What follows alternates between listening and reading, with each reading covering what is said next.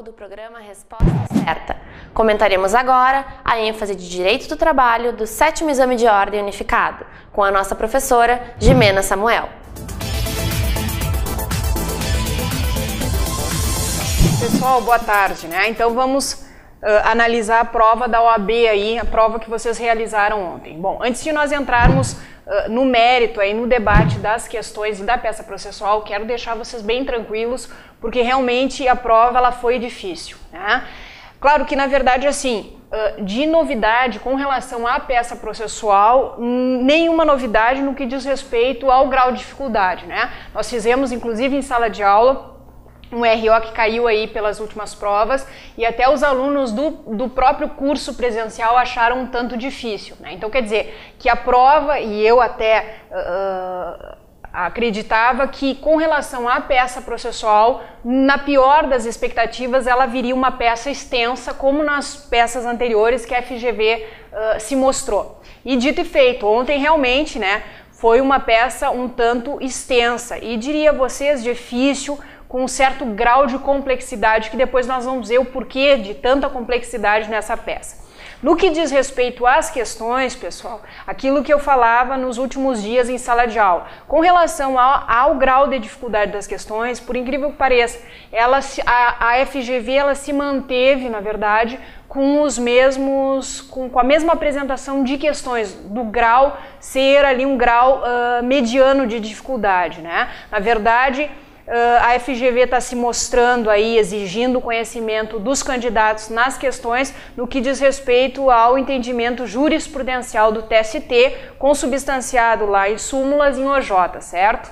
Agora, claro, né, uma ou duas questões exigindo dos candidatos que demonstrasse conhecimento acerca da doutrina, e aí depois nós já vamos poder pontuar quais foram essas questões. Então, assim, não fiquem aí nervosos ou desesperados ou o que seja, porque na verdade a peça, eu cheguei a essa conclusão que realmente foi uma peça difícil, ela foi extensa, ela foi difícil, o grau de complexidade foi bem maior, né, do que até se esperava e vou dizer a vocês assim, confidencio que até com relação a quem fez, a quem elaborou essa peça processual, ela foi sim uma peça processual, me parece que um tanto com informações jogadas, um tanto desorganizadas, né, um tanto até confusa, né, informações confusas, tá? Então, na verdade, toda a dificuldade que vocês sentiram lá na hora da prova, pessoal, eu tenho certeza, não foi falta de conhecimento de vocês, porque estavam bem preparados para essa prova, certo? Até porque nada que foi exigido na prova tenha sido, pelo menos eu imagino, algo que tivesse surpreendido vocês. Meu Deus, não chegamos a ver o que é responsabilidade subsidiária. Poxa, toquei tantas vezes, né? Bati na tecla desde o primeiro encontro. Pessoal, em 2010... alterações em súmulas OJs, olha a súmula 331 aí que foi alterada com 4 itens, eles criaram mais 2 itens, né? Danos morais, adicional de periculosidade, a questão da falta grave, aqui no caso a desídia. Então quer dizer que me parece que em sala de aula nós conseguimos aí de uma certa maneira, né, de uma maneira até muito feliz, enfrentar, né, todos os pontos. Então, pelo menos nesse aspecto eu fico feliz.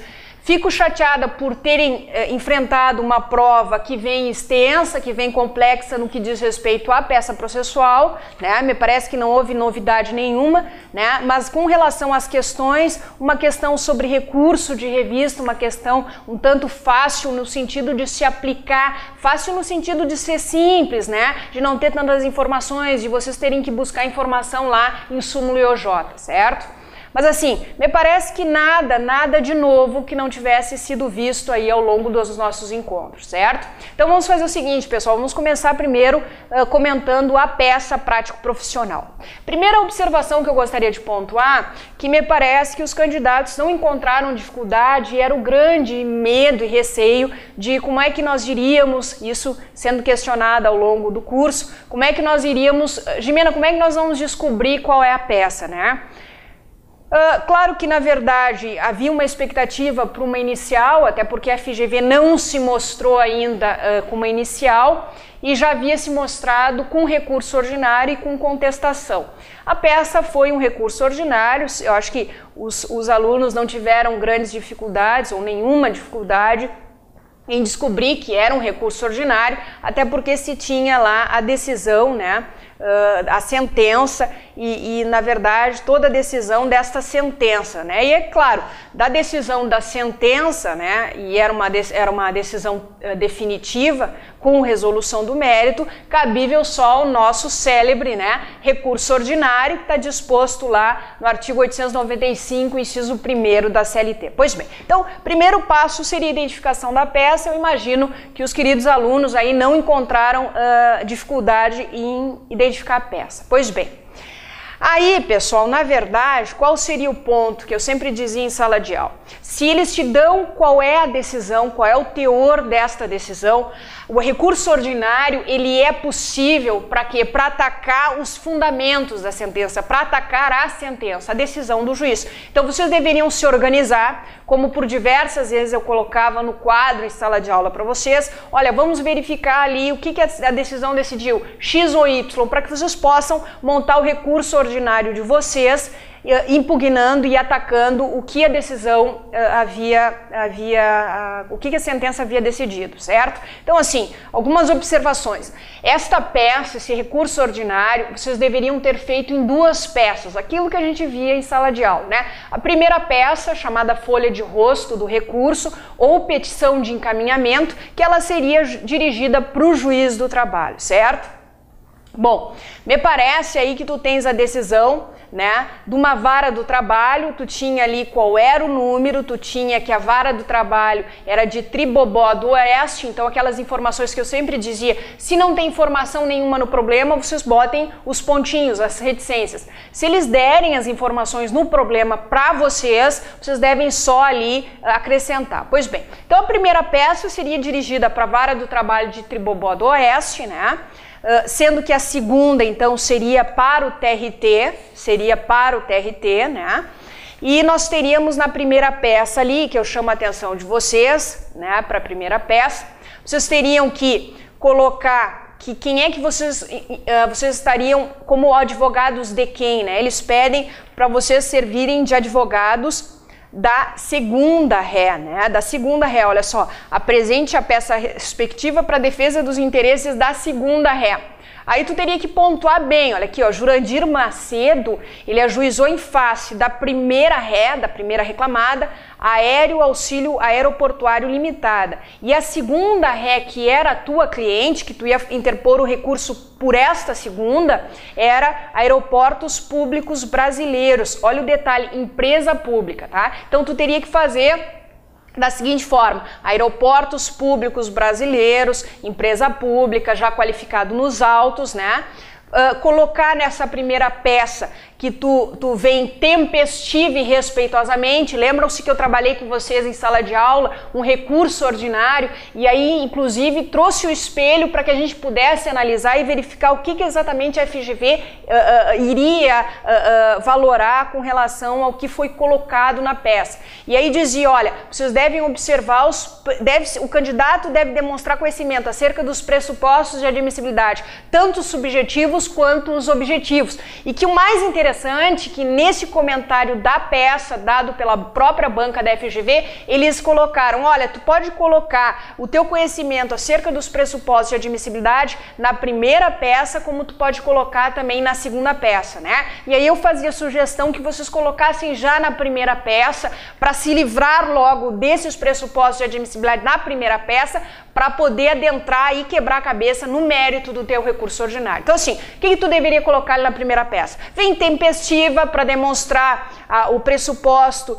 de estar interpondo o recurso ordinário dentro do prazo legal, que seria os 8 dias. Então, tu vem tempestiva e respeitosamente a presença perante Vossa Excelência, verbo adequado, interpor recurso ordinário. E qual a base legal do recurso ordinário neste caso? que é da sentença definitiva do juiz do trabalho. Então, artigo 895, inciso 1º da CLT, conforme ou de acordo às razões anexas à presente, tu está demonstrando que vai junto às razões do teu recurso ordinário, que será a segunda peça que nós já vamos enfrentar. E aí tu requer o quê? Que elas sejam recebidas e remetidas, que o juiz do trabalho, ao analisar o preenchimento da parte dos pressupostos de admissibilidade, tanto os objetivos quanto os subjetivos, faça incidir o efeito devolutivo do recurso. E aí então requer que sejam recebidas e remetidas ao egrégio TRT de tal região, certo? Então aí, e mais um outro detalhe, para te demonstrar conhecimento, por óbvio que se tu era advogado da segunda reclamada, da segunda ré, como eles colocam, tu deveria demonstrar que tu fez o preparo. Então caberia, né, a você colocar ali nas últimas linhas, né, que acompanham esta peça, os comprovantes dos recolhimentos das custas processuais, né? Nós sabemos aqui que as custas foram de R$600 pelas rés, né? Então tu deveria noticiar que tu recolheu as custas e que mais? Que efetuou também o depósito recursal, certo? O depósito recursal. Pois bem, pessoal, né?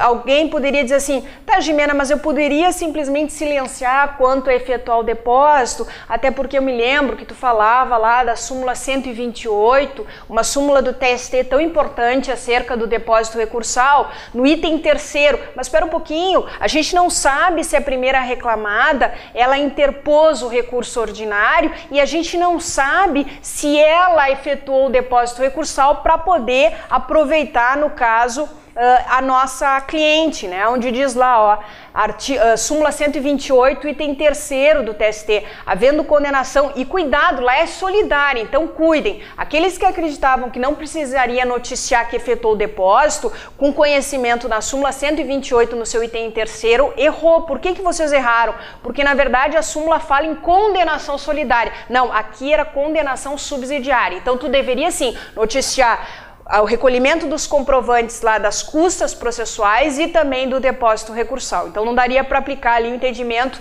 do item 3º da súmula 128, custas e depósito recursal. Pois bem, nestes termos pede deferimento, né, local e data, advogado OAB número tal. Pois bem, feita a primeira peça, sem maiores dificuldades, imagino, só observar que como eles deram a decisão da vara, tu deveria de novo acrescentar as informações que eles tiveram da vara do trabalho de Tribobó do Oeste, colocar o número do processo que eles também te deram, e aí cuidar o detalhe que para tua cliente, a segunda reclamada, caberia o quê? Recolher custas e depósito recursal, certo?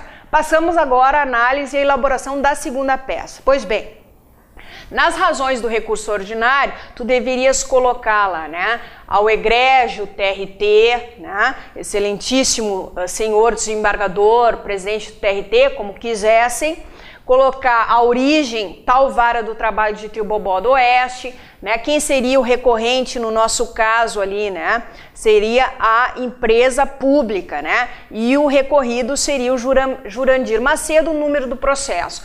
Coloca aquela saudação, né, egrégio, TRT, colenda turma ou eméritos julgadores, né, e aí depois tu deveria colocar razões de recurso ordinário. Bom, pessoal, quem quisesse poderia ter feito um número 1 que seria do resumo da demanda, mas aí eu espero que tivessem lembrado aquilo que eu dizia em sala de aula. Olha, tanto em contestação quanto em recurso ordinário, tu pode sim abrir um primeiro ponto dentro das razões do recurso ou um primeiro ponto na tua contestação e colocar dos fatos ou do resumo da demanda. Só que eu pedi a vocês que observassem o tamanho da peça. Porque se repetisse uma contestação nos moldes das anteriores, tu esquecia a narrativa dos fatos e já pulava para as preliminares, para o mérito ali, prescrição e impugnação dos pedidos. Se fosse um recurso ordinário extenso, como foi, não daria tempo de tu abrir um ponto 1 para dispor do resumo da demanda, certo? Então assim, aqueles que não fizeram não vão perder pontuação. Aqueles que fizeram número 1 do resumo da demanda,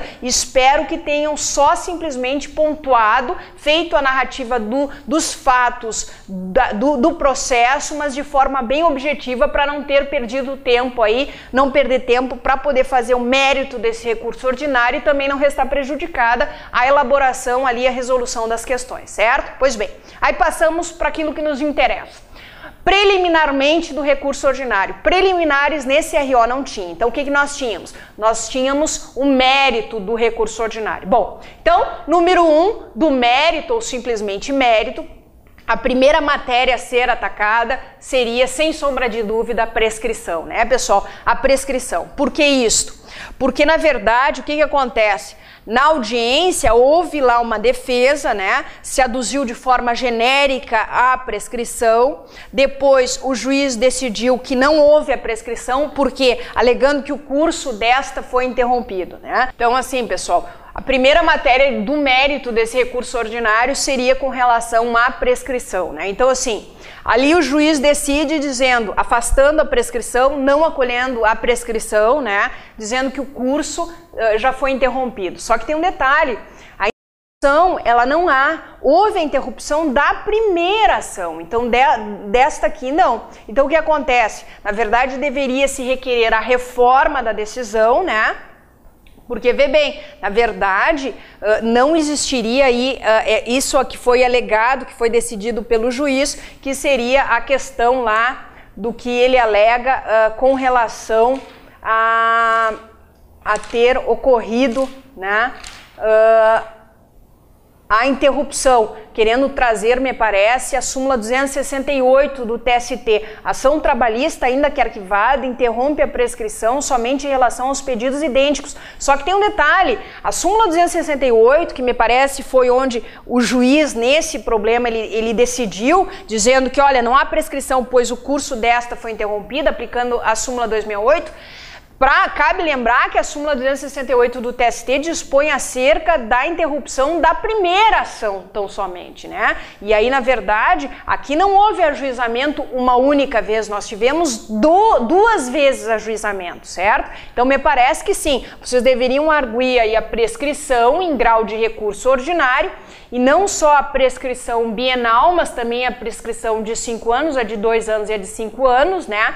Lembrando a vocês qual é o amparo legal para arguirmos a prescrição em grau de recurso ordinário, né? Seria o quê? Seria o artigo 11 da CLT, buscando aí as devidas fundamentações, artigo 11 da CLT, inciso 1º, né? Que fala da prescrição de 2 e 5 anos para os urbanos. Nós teríamos que também colocar o artigo 7º, inciso 29 da Constituição Federal, né? Artigo 7º, inciso 29, antes o artigo 11, inciso 1º da CLT, e não esquecer de que é possível arguir a prescrição em grau de recurso, sabendo que é o recurso ordinário, e trazer também para colocar na fundamentação legal da prescrição a súmula 153 do TST, certo? Então me parece aí que eles devem valorar aí os 3 amparos legais e jurisprudenciais que vocês colocaram. Repetindo, artigo 11, inciso 1º da CLT, artigo 7º, inciso 29 da Constituição Federal e a súmula 153 do TST, certo? Pois bem,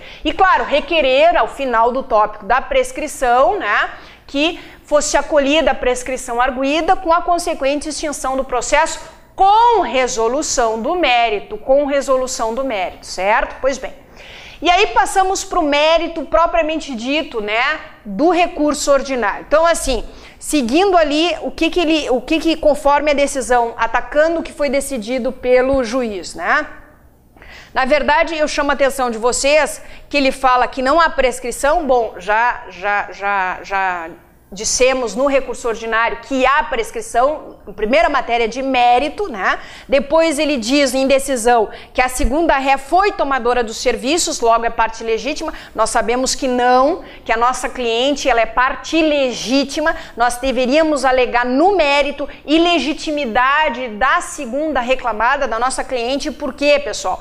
Porque ali diz que ela é tomadora de serviço. Só que, no entanto, na verdade, deixa bem claro aqui, ó, olhem que interessante, na própria peça, ele deixa bem claro o seguinte, que ao longo de todo o seu contrato, diz que sempre desempenhou sua atividade no Aeroporto Internacional de Tribobó do Oeste, de administração da segunda ré. E aí pede a condenação subsidiária, certo? pede a subsidiária. Só que tem um detalhe, lá no fim diz assim, ó, a segunda ré defendeu-se aduzindo ser parte legítima para figurar na lide, pois escolheu a primeira ré por processo licitatório, com observância da lei, comprovando documentalmente a fiscalização efetiva do contrato com a primeira ré e a relação dessa com seus funcionários que lhe prestavam serviço. Então, o que a gente tem que aplicar aqui para afastar a responsabilidade subsidiária? Me parece que o entendimento do TST, lá na súmula 331, no seu item 5º, pessoal, certo? Porque, na verdade, assim,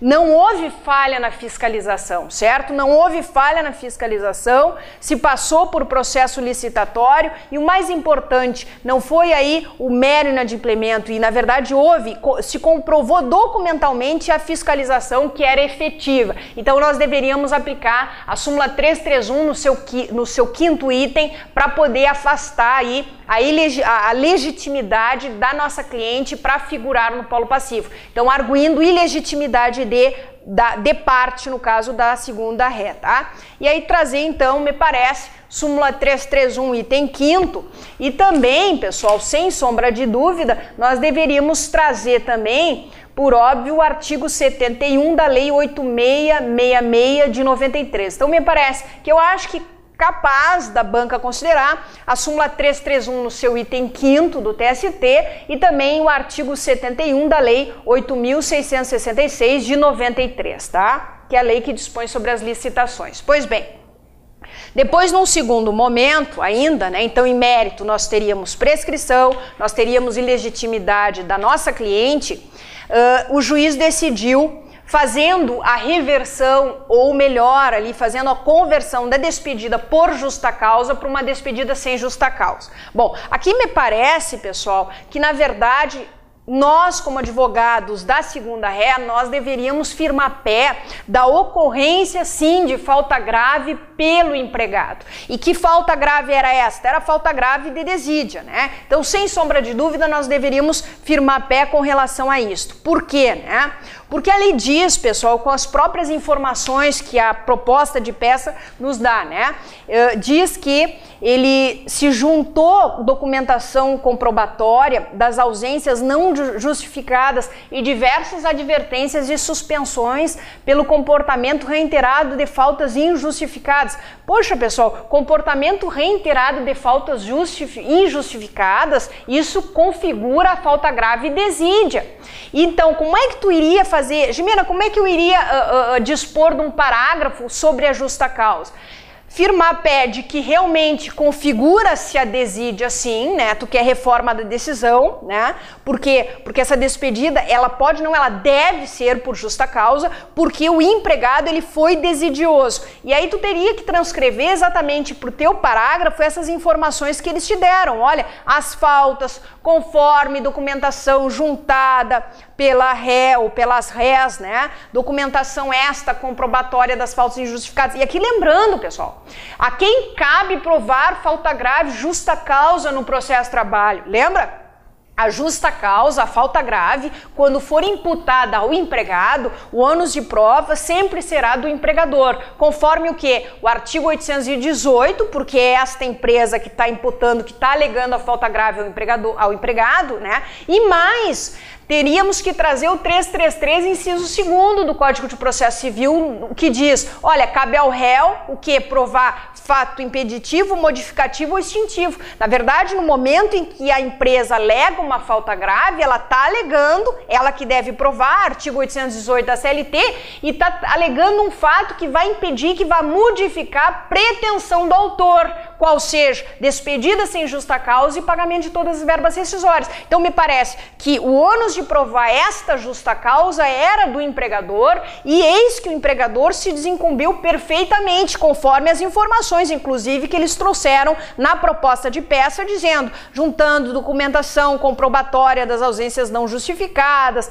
diversas advertências, suspensões, etc, etc. Então, assim, era o ônus de provar do nosso cliente, do empregador, e ele restou provado. Então, me parece, reforma da decisão nesta justa causa, sim. Bom, no momento em que tu quer reforma da decisão e que tu quer, sim, a configuração da falta grave, desídia, para que se tivesse, né? E aí tu terias que citar, não esquecendo, onde é que está a desídia lá no artigo 482, a linha E. Então, assim, fundamento legal, artigo 482, a linha E da CLT. Tu poderia também tratar acerca dessa questão do ônus de prova, trazer como amparo legal o 818 da CLT e o 333, inciso 2º do CPC. Não te esquece que tu está importando o artigo 333, inciso 2º do CPC por autorização expressa do nosso artigo 769 da CLT, que tanto foi falado, que é o dispositivo do texto consolidado que dispõe acerca do princípio da subsidiariedade no que diz respeito ao processo trabalho, né? E aí me parece que tu deveria responder de forma bem tranquila, olha, o ônus de provar justa causa era do empregador e ficou realmente comprovado, não é isso? E nós teríamos ainda mais o detalhe de se impugnar todas as verbas rescisórias que ele pediu, né, pessoal? Então, ele pediu, na verdade, o que ele pediu? Que se fizesse conversão ou reversão da despedida por uma despedida sem imotivada, sem justa causa, e aí ele queria, aí justamente o juiz converteu, né? E aí disse como procedentes pedidos de aviso prévio, férias, 1/3 das férias, FGTS 40%, seguro-desemprego e etc. E aí tu tinha que, por causa desta configuração da falta grave, despedida por justa causa e impugnação de todos esses haveres rescisórios, porque tu te lembra, se ele é despedido por justa causa, ele só pode receber como verbas rescisórias o quê? O saldo de salários, ou saldo salarial, e as férias vencidas acrescidas de 1/3 constitucional. Então quer dizer que todos os outros haveres rescisórios ele não tem direito, e aí com base nesta falta grave, tu irias impugnar todas as verbas rescisórias, né? Pois bem, num terceiro ponto, pessoal, um quarto, contando com a prescrição, né? Prescrição e legitimidade da segunda ré, que é a nossa cliente, ser subsidiária, a questão da configuração da desídia da justa causa, tu teria que também, na verdade, pedir reforma porque ele condenou, o juiz disse ser procedente o pedido de indenização por danos morais, né? Danos morais, porque diz que como o autor carregava malas, sua hérnia de disco decorre da função. E mais, o juiz reconheceu a estabilidade pelo acidente de trabalho, doença profissional. Poxa, olha aqui, pessoal. Algumas considerações com relação a esse pedido e essa condenação, a indenização por danos morais e também reconhecer a estabilidade pelo acidente de trabalho. Primeira observação. Essa doença, na verdade, essa hérnia de disco, né? Ela, na verdade, eles não deram informação de se ter provado isso. Então, na verdade, essa doença hérnia de disco não se traz maiores informações de ter se efetivamente provado esta doença. E mais, não se tem um chamado nexo causal entre a doença, né, entre a doença e o trabalho. Eles só jogaram informações assim. Então, tu poderias impugnar por aí. Pois bem, ainda mais, com relação a esse pedido de indenização de danos morais por causa de uma doença que foi ocasionado pela função, na verdade restou sem prova. E de quem era? Aí a grande discussão de que a quem caberia o ônus de provar esta doença, a existência da doença e o nexo causal entre a doença e a função e o trabalho. Seria ônus do empregado, com base aonde? No artigo 818 e no 333, inciso 1º do CPC, né? E ele não restou, me parece que produzindo prova nenhuma. Pois bem, então aqui tu afasta o pedido de indenização por danos morais, tá? Eu chamo mais atenção que o juiz em sentença reconheceu a estabilidade provisória do decorrente pelo acidente de trabalho. Poxa vida! Nós vamos buscar a estabilidade provisória desta estabilidade pelo acidente de trabalho no artigo 118 da Lei 8213 de 91. Né?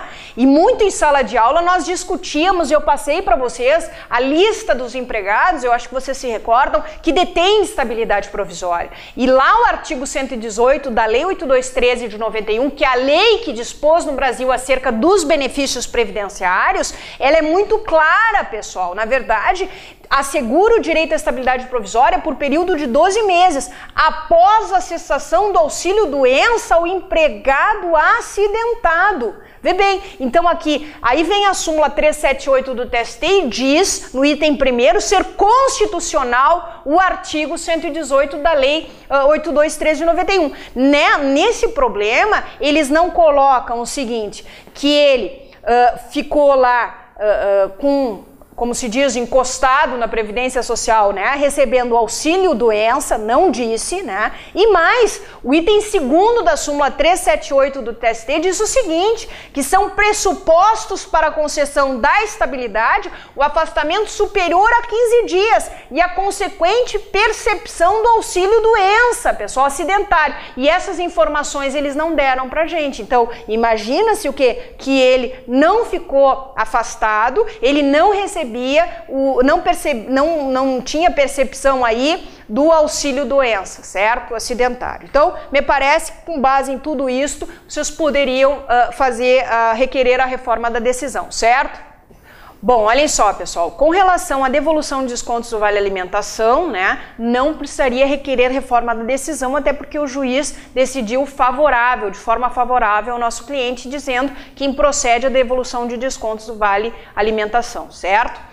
O que nós deveríamos, então, colocar na SRO, né? Prescrição e legitimidade da nossa cliente, justa causa configurada desídia, danos morais, né? Que não existia nexo causal entre doença e o trabalho. E também agora passamos à análise que o juiz condenou ao pagamento das horas e reflexos, dizendo que o autor extrapolava a jornada constitucional de 8 horas por dia. Bom, nós vamos requerer a reforma da decisão com relação ao que o juiz concedeu de pagamento de horas extras com a seguinte fundamentação. No próprio problema diz, né? Apresentou controle de ponto com jornada de 12 por 36, com 1 hora de intervalo, conforme norma coletiva da categoria. Pois bem, pessoal, se existe previsão aí dessa espécie de jornada e que nós teríamos aí a questão das horas extras também e que isto foi chancelado por uma norma coletiva, não teria o porquê, na verdade uma norma coletiva autorizando, não teria o porquê o juiz do trabalho ter condenado a nossa cliente a pagar as horas extras, porque essa questão das horas extras, inclusive desta prorrogação, ela estava chancelada aí pela norma coletiva, né? Ou uma convenção coletiva de trabalho ou um acordo coletivo de trabalho. Então não teria este empregado direito às horas extras, porque essa duração de jornada, né, ela foi, na verdade, estipulada e acordada em uma norma coletiva. E aí nós poderíamos puxar ali o artigo 7º, inciso 13, né, onde diz, olha, duração do trabalho normal não superior a 8h44, facultada a compensação de horários e a redução da jornada mediante acordo ou convenção coletiva de trabalho. Então é possível estipular esta jornada 12 por 36, sim, conforme o artigo 7º, inciso 13 da Constituição Federal, certo? Então me parece que não teria o porquê o juiz ter condenado e aí tu iria requerer a reforma da decisão com relação ao pedido das horas extras e dos reflexos, certo? E o último ponto na peça que nós teríamos seria com relação ao adicional de periculosidade, né, pessoal? Adicional de periculosidade. Bom, o juiz acolheu o pedido de adicional de periculosidade por analogia à súmula 39 do TST, né? Só que, claro, louco, né? Que bom seria, requer a reforma da decisão por entendimento aí que o magistrado bloqueou de vez, né? Seria muito mais simples, mas não, olha só.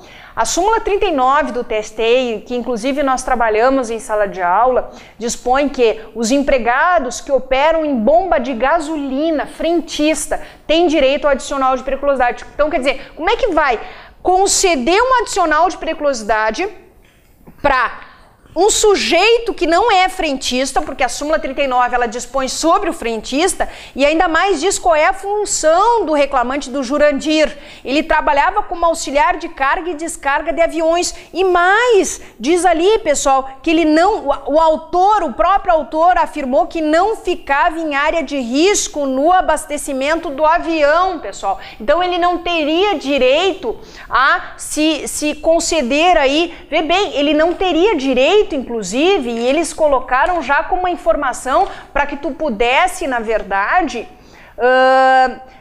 quem sabe, né, porventura, te confundir e aplicar a súmula 364 que nós falamos em sala de aula. Lembra que diz que o adicional de periculosidade, ele também vai, o empregado vai fazer jus, que é exposto permanentemente ou que de forma intermitente sujeita-se a condições de risco. E aí então, vai ter direito ao adicional de periculosidade com base na súmula 364 ST, quer dizer que o juiz nem decidiu assim. Mas não, pessoal, ali eles deixaram claro, olha, o juiz decide com base numa súmula que é para o frentista, que nada tem a ver com a súmula 364, e mesmo se o juiz tivesse se decidido com a súmula 364 TST, não seria possível, porque diz ali, ó, que ele não ficava na área de risco no abastecimento do avião. Então quer dizer que ele não ficava nem de forma intermitente, nem de forma eventual ou qualquer coisa para aplicar a súmula que eu havia dito para vocês, 364, certo? Mas pior, o juiz decide acolhendo o entendimento da súmula 39, que não seria o caso, Então, não é o caso, ele não é frentista. Tá? E mais, pessoal, para ver se realmente existe periculosidade em ambiente de trabalho, o que é necessário, o que é mister se fazer? A perícia não diz lá quantas vezes nós trabalhamos em sala de aula, parágrafo 2º do artigo 195, arguido em juízo de insalubridade e periculosidade, o juiz vai designar perícia técnica. Aqui em nenhum momento da proposta de peça diz que se realizou perícia para verificação de periculosidade. Então me parece que tu teria esses fundamentos aí para poder afastar e requerer a reforma da decisão com relação à condenação ao pagamento do adicional de periculosidade, certo? Então, com relação à peça é isto. Nós teríamos prescrição, nós teríamos ilegitimidade não é subsidiária, nós teríamos a configuração da desídia, afastamento, reforma da decisão com relação aos danos morais, as horas extras não sendo possíveis porque existe norma coletiva autorizando, e o adicional de periculosidade também não seria possível. Por quê? Porque não dá para decidir com base em uma súmula que dispõe de uma outra situação que nada tem a ver com o caso em tela, certo? Pois bem, feitas essas considerações da peça, vamos passar agora para as questões, pessoal. Questões, certo? Pessoal, com relação às questões, né? Então vamos lá. Questão número 1 não era uma questão difícil, né? Dizia na letra A qual era a fase processual para se alegar o instituto da compensação como pretendido pela ré, né? Se foi adequado. Ali diz que a ré, ela sustentou esta compensação, ela pretendeu a compensação em defesa. Pessoal, o momento adequado, sim, é em contestação, né? Conforme lá, quando é que deve ser arguida a compensação, né? E aí eu chamo a atenção de vocês que deveria ser utilizado o artigo 767 da CLT. A compensação ou retenção só poderá ser arguida como matéria de defesa. Então, voltando, letra A fase processual para alegar a compensação foi adequada? Sim, ela foi adequada em contestação, conforme aí artigo 767 da CLT, e nós poderíamos nos utilizar também da súmula 48 do TST, onde diz a compensação só poderá ser arguida com a contestação. Então, sim, contestação, artigo 767 e súmula 48 do TST. Letra B, a tese de defesa poderá ser acolhida? Claro que não, pessoal, claro que não, né? Por que não? Porque, na verdade, a compensação que se dá na Justiça do Trabalho, ela está restrita a dívidas de natureza trabalhista. Então, conforme o entendimento, inclusive, do TST, aonde? Na súmula 18 do TST. Então, a tese de defesa pode ser acolhida? Claro que não, com base na súmula 18 do TST. Por quê? Porque era compensação com relação a uma dívida trabalhista e com relação a haveres de aluguéis atrasados. Não, sempre de natureza trabalhista e a compensação. Letra C, qual é a diferença entre compensação e dedução? Bom, a letra C é um pouquinho mais difícil dos itens, porque era uma questão que exigia conhecimento doutrinário, né? Como é que nós poderíamos responder qual é a diferença entre compensação e dedução? Bem, lembrando assim, compensação, na verdade, na compensação, tanto o autor quanto o réu, eles são credores e devedores, um é credor e outro é devedor ao mesmo tempo, né? Na dedução, o autor vai pleitear aí em juízo títulos que já foram pagos pelo réu, né? Uma segunda diferença também que nós teríamos, né? Na compensação, o que vai se abranger são dívidas líquidas, vencidas e de coisas fungidas, ela sempre é alegada como matéria de defesa na contestação. Já a dedução, na verdade, ela pode ser alegada em qualquer momento processual, em qualquer tempo e grau de jurisdição. Claro que o alegado ideal sempre é na primeira oportunidade. Na dedução, o juiz deve conhecê-la de ofício, né? Já na compensação, não, o juiz não pode conhecê-la de ofício, vai ter que depender sempre de alegação da parte. E por fim, a compensação, ela trata-se de matéria de interesse privado, e já a dedução não, ela trata-se na verdade de uma objeção processual, ou seja, a matéria de ordem pública com base aí num princípio da violação ao enriquecimento sem causa. Então aí, claro que o aluno deveria discorrer, me parece, um ponto ou outro para poder atingir a pontuação aí ou alguma pontuação. Me parece que seria a letra C a mais dificilzinha, porque exigindo conhecimento, na verdade, doutrinário. Gimena, eu poderia trazer ali o que se tem de compensação no artigo 368 do Código Civil? Sim, poderia sim, né? Até para discorrer um pouco sobre a compensação. Questão 2, não foi uma questão difícil, foi uma questão de recurso, de revista, uma questão mais simples, que eu digo, onde na verdade a letra A perguntava na questão 2, se o presidente, olha só, presidente do TRT, pessoal, admitir o recurso de revista somente quanto, na verdade, a parte das matérias veiculadas, cabe a interposição de agravo de instrumento? Olha, pessoal, na verdade não caberia, né? Não caberia, tá? Mas por que isso, né? Por que isso? Porque olhem só, nós temos uma súmula do TST que dispõe o seguinte: o fato de o juízo primeiro de admissibilidade do recurso de revista, quem era o primeiro juiz de admissibilidade em tela? Presidente do TRT. Entendê-lo cabível apenas quanto à parte das matérias vinculadas não impede a apreciação integral pela turma do TST, sendo imprópria a interposição de agravo de instrumento. Então, letra A, né? Não interessa se o presidente do TRT admitiu o recurso de revista somente quanto à parte das matérias vinculadas. Não caberá aí. Então, quer dizer que se o presidente do TRT ele admitir só uma matéria, na verdade, todas as demais aí serão apreciadas. Então, não caberia o agravo de instrumento e a fundamentação jurisprudencial seria conforme súmula 285 do TST, certo? A letra B pergunta se é cabível a oposição de embargos de declaração contra a decisão de admissibilidade do recurso de revista. Não, pessoal, não caberia também a oposição ou a interposição dos embargos de declaração com base em entendimento do TST também, né? Consubstanciado lá na OJ de número 377. Então não caberia embargos de declaração, né, contra a decisão de admissibilidade do recurso de revista, conforme o entendimento próprio TST consubstanciado na orientação jurisprudencial 377 da SDI 1 do TST. Questão 3, né? Uma questão sobre falta grave, pessoal, ali, né? Falta grave, justa causa. A questão 3 perguntava, letra A, são válidas as punições aplicadas pelo empregador? Na verdade, pessoal, o que acontece, né?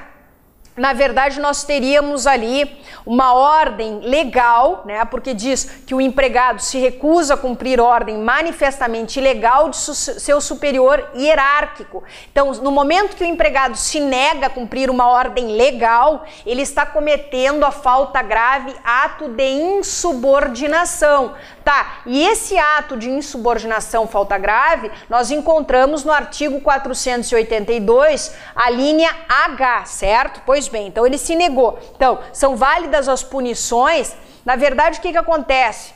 Na verdade, a primeira punição ela foi válida, porque diz ali, ó, que ele foi verbalmente admoestado. Então, na verdade, ele sofreu uma advertência, porque ele foi insubordinado. Bom, até aí tudo bem, é válida a punição. Mas quando o empregador lhe aplica a segunda punição, que é a suspensão de 20 dias, ela não foi válida, pessoal. Por quê? Porque o empregador puniu duplamente este empregado. Então, por causa de uma única conduta, ele sofre duas punições. Então, na verdade, há a proibição aí do chamado bis in idem. Então, na verdade, são válidas as punições aplicadas, a primeira sim, a segunda não, que é a suspensão de 20 dias, lembrando lá que o artigo 484 da CLT, 474 da CLT dispõe de suspensão disciplinar até 30 dias. Então a segunda não foi, tá? A letra B, se a ordem original fosse legal, o que poderia o empregado fazer? Olha, neste caso, se a ordem fosse legal, é óbvio que o empregado poderia se recusar, porque na verdade, quem é que está dando uma ordem ilegal? É o empregador, então é esse empregador que está cometendo falta grave. Tá, Jimena, qual das faltas graves? Do 483, a linha A, onde diz: forem exigidos serviços defesos por lei, proibidos por lei. Então, este empregador estaria incorrendo em falta grave do artigo 483, a linha A, defeso proibido por lei. O empregado poderia se recusar a ingressar com uma reclamação trabalhista e que o primeiro pedido nesta inicial seria rescisão indireta do contrato de trabalho por falta grave do empregador, a linha A, artigo 483 da CLT, e pedir todas as verbas rescisórias atinentes e decorrentes de uma rescisão indireta do contrato de trabalho. E a última questão, pessoal, questão 4, né, foi uma questão dispondo acerca do direito coletivo, aí, né, exigindo do candidato o direito coletivo. Ali quando fala em prolatada sentença, né, na verdade me parece ser uma sentença oriunda de um dissídio coletivo, a sentença normativa, né, e aí que se buscava o estabelecimento de normas coletivas, inclusive reajuste legal, e a empresa, ela deixou de cumprir essa implementação de reajuste salarial que foi definido na sentença normativa.